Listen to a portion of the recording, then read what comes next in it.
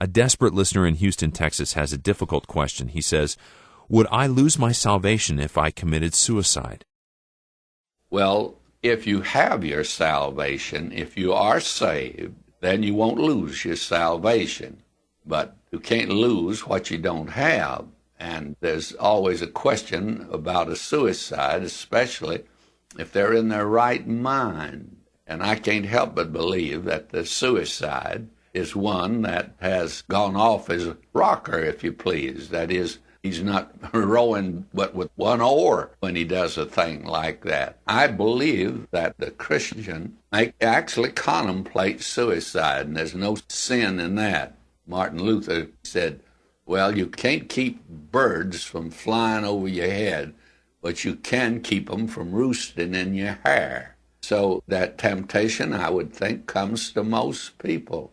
I know as a young man, before I was saved, I did not see any future for myself at all. My dad had died when I was 14, and I had a job that didn't pay very much, and I didn't see much of a future for me. And naturally, I did, I think, what other young people do. I thought about it. That's all I did, is just think about it. And I don't think I could ever been brought to it, even if some crisis had arisen, because of the desire to want to live. And I think that's the normal experience.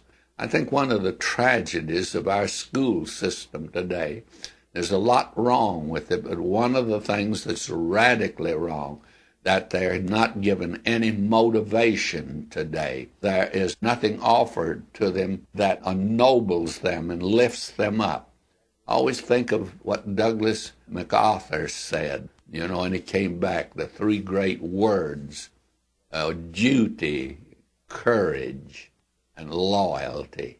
Those are three things that are not given to young people today at all in school.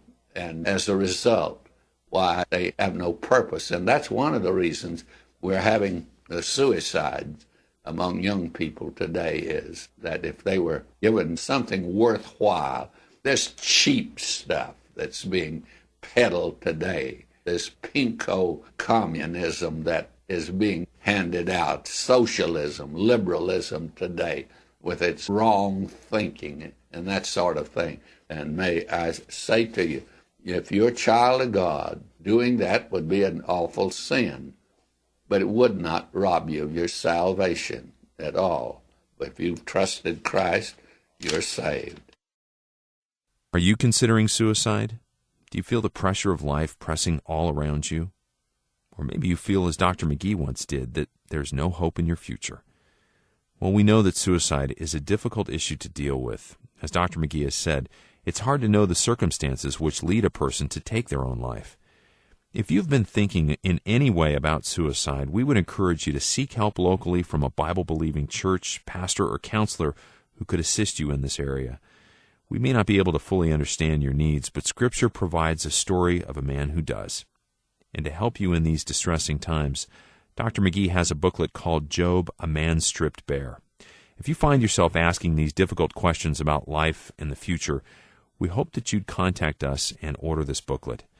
If you wish to order a cassette or CD copy of today's broadcast, the booklet about Job, or Dr. McGee's book on prophecy, you can do so when you contact one of our helpful service operators at 1-800-652-4253, Monday through Thursday from 6 a.m. to 3:30 p.m. Pacific Time.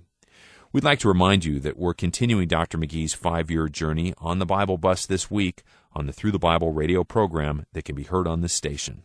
To be placed on our mailing list for our monthly newsletter and the notes and outlines for our current study, call 1-800-65-BIBLE, or use our internet order form, or download them from our website at ttb.org. You can always write to Questions and Answers in the U.S., Box 7100, Pasadena, California, 91109.